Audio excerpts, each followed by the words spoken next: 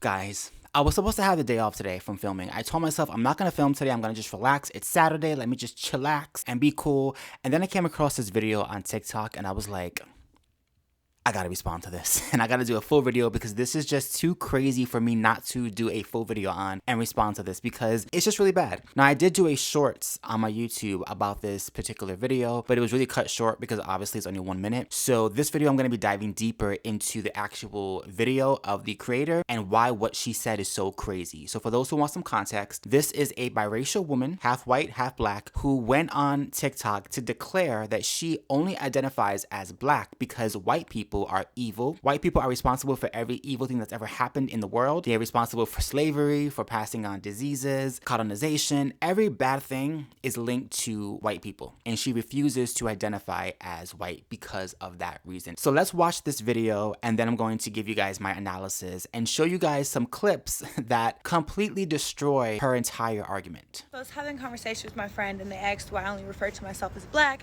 and for context, I'm mixed, obviously. But they asked why I never refer to myself as white, and I said because I don't like being white. I said, why? There's nothing wrong with being white. What are you ashamed of? Excuse me, sir, what am I ashamed of? Have you been living under a rock? Where have you been the past 2,000 years? Did you not know slavery existed, colonization, mass genocide, diseases were spread around the world at the hands of white people? I don't want to be white. There's absolutely everything to be ashamed of. And that's why God gave me an option. You heard her. She don't want to be white. Lord. Lord.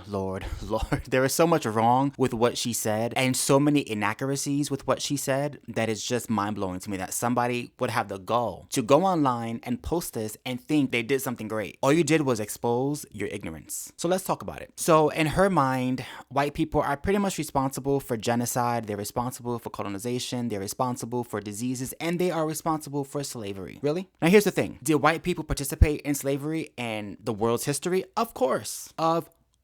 But the other part of that is that it was not just a white thing. See, slavery has been going on since the beginning of humankind. Not just the Bible, but in every civilization, if you look at their history's past and you actually research their past, you're going to find that at some point in time in that region, wherever it was in the world, a group of people enslaved another group of people. And most of the time, those people that they were enslaving looked exactly like them, but they didn't care because they were a different tribe, they had a different caste system, they were lower class, and therefore they were able to overtake them and make them slaves for decades upon decades upon decades, way before white people ever entered the building in those regions of the world, like in North America, South America, Asia, and Africa. But according to this woman, white people started it all. White people equals disease. White people equals destruction of societies. It's like, does she actually think that before white people started sailing around the world, that there was peace and harmony in every single continent? Really?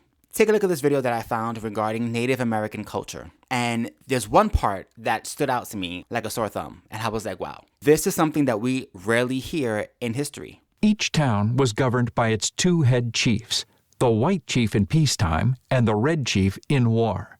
An assemblage of important women was present at every war council.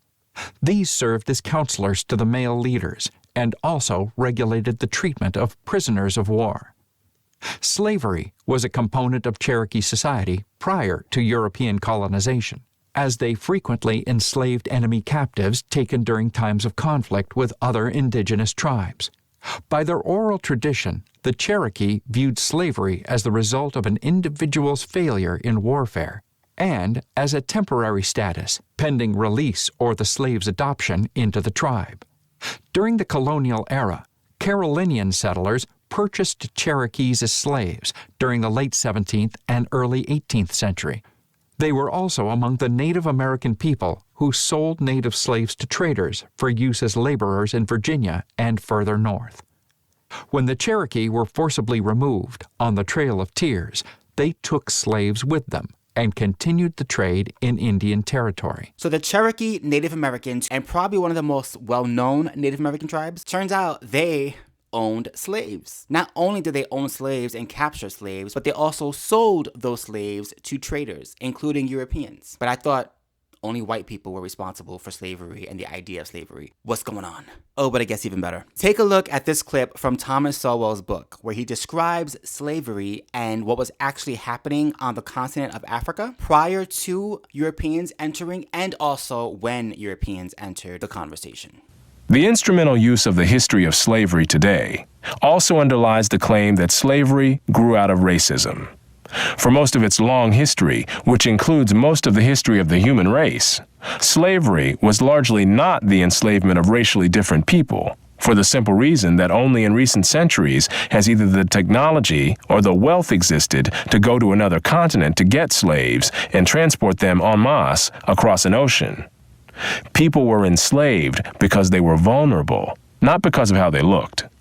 The peoples of the Balkans were enslaved by fellow Europeans, as well as by the peoples of the Middle East, for at least 6 centuries before the first African was brought to the Western Hemisphere. Before the modern era, by and large, Europeans enslaved other Europeans, Asians enslaved other Asians, Africans enslaved other Africans, and the indigenous peoples of the Western Hemisphere enslaved other indigenous peoples of the Western Hemisphere. The Maasai were feared slave raiders, and other African tribes, either alone or in conjunction with Arabs, enslaved their more vulnerable neighbors. As late as 1891, it was reported that Manyuema slavers had demoralized surrounding tribes, destroying crops, and famine reigned everywhere. Even in the early 20th century, Abyssinians were still raiding other Africans and carrying off slaves. It was 1922 before the British had gained sufficient control in Tanganyika to stamp out slavery there. Arabs were the leading slave raiders in East Africa, ranging over an area larger than all of Europe. The total number of slaves exported from East Africa during the 19th century has been estimated to be at least 2 million. Despite the impression created by Roots, during the era of the massive slave trade from West Africa, a white man was more likely to catch malaria in Africa than to catch slaves himself. The average life expectancy of a white man in the interior of sub-Saharan Africa at that time was less than 1 year. By and large, men from Europe or the Western Hemisphere came to the coasts of Africa, bought their slaves, and left as soon as possible. Even so, the death rates among the white crews of the ships carrying slaves to the Western Hemisphere were as high as the death rates among the slaves themselves. It was only much later, after quinine and other medical measures enabled Europeans to survive where there were tropical diseases, was it possible for them to invade Africa in force and establish empires there. But by then, the Atlantic slave trade had already been ended. The crew of a slave ship was in no position to defy African rulers and their armies by going out across the land and capturing people willy-nilly. The stronger African peoples captured and enslaved the weaker peoples. The same pattern found over the centuries in Europe, Asia, the Western Hemisphere, and Polynesia. In Nyasaland, the Ngoni and Yao swaggered over and terrorized other tribes. In Uganda, the Baganda made life miserable for their neighbors. And the Nyoro and Hima of Anko enslaved Toro women and children. The Tutsi dominated the Hutu in Rwanda. The Maasai lorded it over the Kikuyu and Kamba. And the latter, in turn, held the Indorobo in a kind of serfdom. So wait a minute, Africans were enslaving other Africans? They put them in chains and they put them to work? They whipped them and they sold them to the Europeans when they arrived? And wait, Africans were actually the ones in control of the African slave trade when Europeans entered the west coast of Africa? Say what? Oh wait, and diseases. See, according to her, diseases came from white people and they spread them, but according to Thomas Sowell, many European slave traders actually died from the diseases from African slaves. I'm confused. See, this is the story of slavery that we don't hear about in American history books. We just don't hear about them. We hear one side of it and only one side, and that's it. How many people can raise their hand and say that when they went to school, they were also told other African tribes were actually controlling the slave trade and that African tribes were enslaving African peoples way before the Europeans ever arrived? How many? Yeah, me neither. So what is my point? My point is that this woman is trying to make the argument that she rejects her white side because white people are responsible for genocide and for slavery and every bad thing that humankind did to humankind. But she's not recognizing that the brutality of humankind was happening way before Europeans entered the equation in these continents. So Europeans enslaved other Europeans before they traveled. And guess what was happening in every other continent? They were doing the same thing. Asians were enslaving other Asians. Indigenous Native Americans were enslaving other indigenous Native Americans. And Africans were enslaving other Africans. It was a thing. It was happening. In fact, it's still happening today. So I don't understand the mindset of this woman when she says she can't accept the fact that she's half white because white people in the last 2,000 years were responsible for slavery. But what about the last 5,000 years? How about the last 10,000 years? Slavery has always been a thing. It's always been here, unfortunately, and is not exclusively linked to white people. It is exclusively linked to human people. So if you can't accept your white side because of all the horrible things that have happened that white people are responsible for, what about the African side and things that they did? For instance, did you know that for a very long time, the Republic of Congo was the rape capital of the world? Now, they've since been surpassed by other African countries that are now in the top 3 of rapes in the world. African countries. And what about the genocide that happened in Rwanda? I mean, the list goes on and on and on, which goes to show that this is not an exclusively black thing or white thing. This is a human thing. So we've got to stop with this narrative that we have to hate whiteness and white people in our culture because they are responsible for every bad thing.